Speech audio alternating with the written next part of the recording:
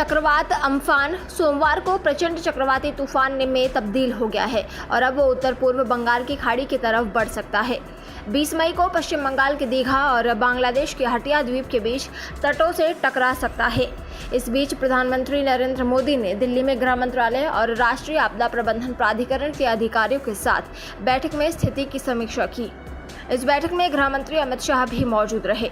इस समीक्षा बैठक के बाद प्रधानमंत्री नरेंद्र मोदी ने कहा कि उन्होंने चक्रवाती तूफान अम्फान के चलते उत्पन्न हुई स्थिति की समीक्षा की। इस दौरान इवैल्यूएशन प्लान और रेस्क्यू के बारे में चर्चा की गई। मैं सभी नागरिकों की सुरक्षा के लिए प्रार्थना करता हूं और केंद्र सरकार से सभी को मदद का आश्वासन देता हूं। भारतीय मौसम विज्ञान विभाग ने कहा है कि भीषण चक्रवाती तूफान का रूप ले चुका अम्फान बंगाल की खाड़ी के ऊपर और भी शक्तिशाली होकर धीरे धीरे तट की तरफ बढ़ रहा है। ये अब प्रचंड चक्रवाती तूफान का रूप ले चुका है। विभाग ने कहा कि ये उत्तर पूर्व की तरफ बढ़ेगा और तेजी से बढ़ते हुए उत्तर पश्चिम बंगाल की खाड़ी पहुंचेगा और भीषण चक्रवाती तूफान के रूप में दीघा और हटिया के बीच पश्चिम बंगाल और बांग्लादेश के तटों से टकराएगा। विशेष राहत आयुक्त पीके जैना ने कहा कि इससे ओडिशा के तटीय इलाकों में भारी बारिश और तेज रफ्तार हवाएं चलने की आशंका बढ़ गई है और राज्य सरकार ने यहां के संवेदनशील इलाकों से लोगों को निकालने की प्रक्रिया शुरू कर दी है। मछुआरों से 21 मई तक समुद्र में नहीं जाने को कहा गया है। कोरोना संकट के बीच एक और आफत भारत के कुछ राज्यों की तरफ तेजी से बढ़ रही है। चक्रवाती तूफान अम्फान दक्षिण और मध्य बंगाल की खाड़ी के ऊपर काफी खतरनाक रूप ले चुका है। इसके बाद पश्चिम बंगाल और ओडिशा के लिए भारतीय मौसम विभाग की तरफ से अलर्ट जारी किया गया है। इस तूफान को काफी खतरनाक बताया जा रहा है। इससे निपटने के लिए तैयारियां भी शुरू हो चुकी हैं। चक्रवाती तूफान अम्फान के तेजी से भारत की तरफ बढ़ने की खबर मिलते ही इसकी तैयारियां भी शुरू हो गई। इस तूफान से निपटने के लिए जिन जिलों में इसके सबसे ज्यादा नुकसान की संभावना जताई जा रही है वहां एनडीआरएफ की टीमें भेज दी गई हैं। एनडीआरएफ ने इसे अपने लिए एक दोहरी चुनौती बताया है, क्योंकि एक तरफ जहां कोरोना वायरस से लड़ने के लिए देश की तमाम इकाइयां अपना काम कर रही है, तो वहीं अब इस नई आफत के लिए भी अलग से टीमें बनाई गई हैं। एनडीआरएफ ने इसके लिए कुल 37 टीमें बनाई हैं। Most likely, as per the IMD report, to turn into a very severe cyclonic storm by this evening and continue to be so for some time. As far as NDRF is concerned, in Orissa and in West Bengal, a total of 37 teams have been deployed, out of which 17 are in deployment right now, with 3 possible additions in West Bengal, and that will be 20 teams actively deployed and 17 teams on standby. So to repeat, in West Bengal and Orissa, a total of 20 teams will be actively deployed by the end of this day, with 17 teams on standby. इस चक्रवाती तूफान को लेकर पश्चिम बंगाल और ओडिशा के अलावा कई राज्यों को अलर्ट जारी हुआ है, जिनमें तमिलनाडु, पुडुचेरी, आंध्र प्रदेश, त्रिपुरा, मिजोरम और मणिपुर के तटीय इलाकों के लिए भी अलर्ट जारी हुआ है। इसके अलावा केरल के कई इलाकों में भी रविवार रात से तेज हवाओं के साथ बारिश हो रही है। इस तूफान से पहले भारी बारिश की चेतावनी भी जारी की गई है। भुवनेश्वर आईएमडी के डायरेक्टर ने बताया कि अगले 6 घंटों में काफी तेज हवाएं चलने और तूफान की आशंका है।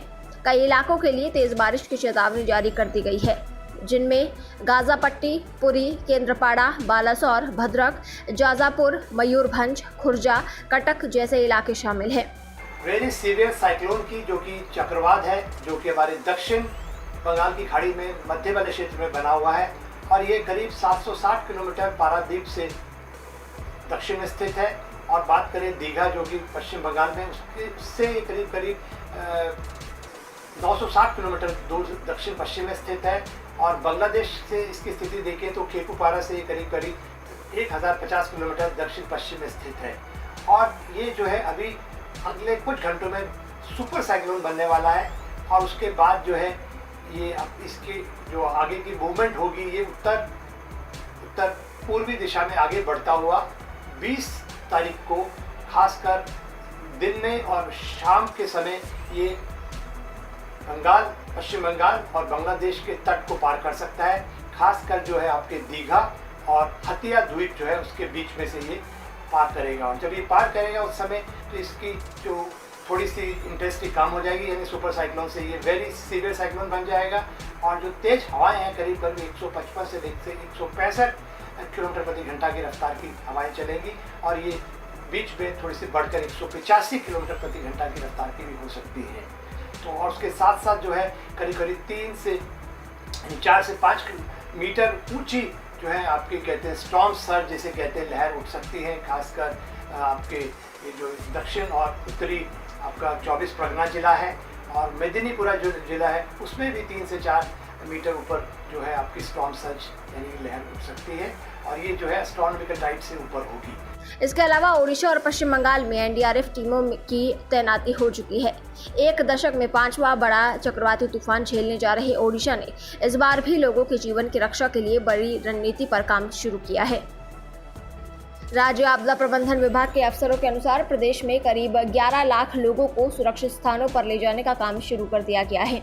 इन लोगों को ठहराने के लिए ओडिशा में करीब 567 शेल्टर होम और 7092 अस्थायी आवासों का इंतजाम बंदोबस्त किया गया है।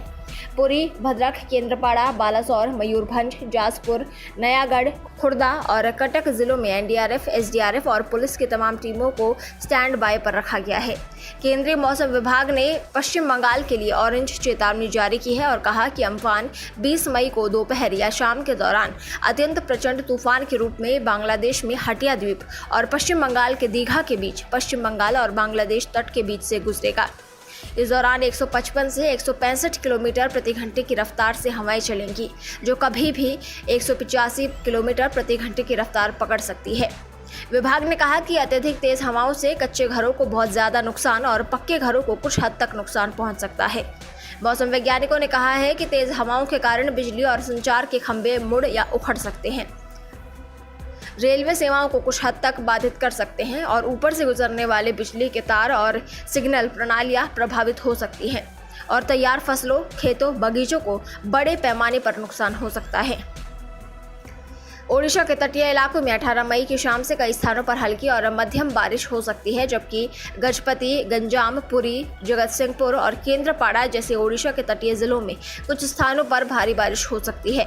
तटीय इलाकों में राहत सामग्रियां, सूखे मेवे और ट्रैम्पोलिन भेज दिए गए हैं। एनडीआरएफ के महानिदेशक एसएन प्रधान ने कहा कि 10 इकाइयों को ओडिशा के विभिन्न जिलों में भेजा गया है, जबकि 10 अन्य इकाइयों को तैयार रखा गया है। मुख्यमंत्री नवीन पटनायक ने अधिकारियों को लोगों को संवेदनशील इलाकों से निकालकर सुरक्षित स्थानों पर ले जाने की योजना बनाने का निर्देश दिया है। इसके साथ ही सड़क मार्ग, पेयजल आपूर्ति, बिजली आपूर्ति और अस्पतालों के ढांचे और वहां बिजली पानी की आपूर्ति को जल्द बहाल करने की भी तैयारी करने को कहा है। गौरतलब है कि चक्रवात अम्फान से 1 साल पहले पिछले साल 3 मई को ओडिशा में ही तूफान फानी ने कहर बरपाया था और 64 लोगों की जान लेने के साथ ही बिजली, दूरसंचार, पानी और अन्य महत्वपूर्ण क्षेत्रों की अवसंरचना को तबाह कर दिया था।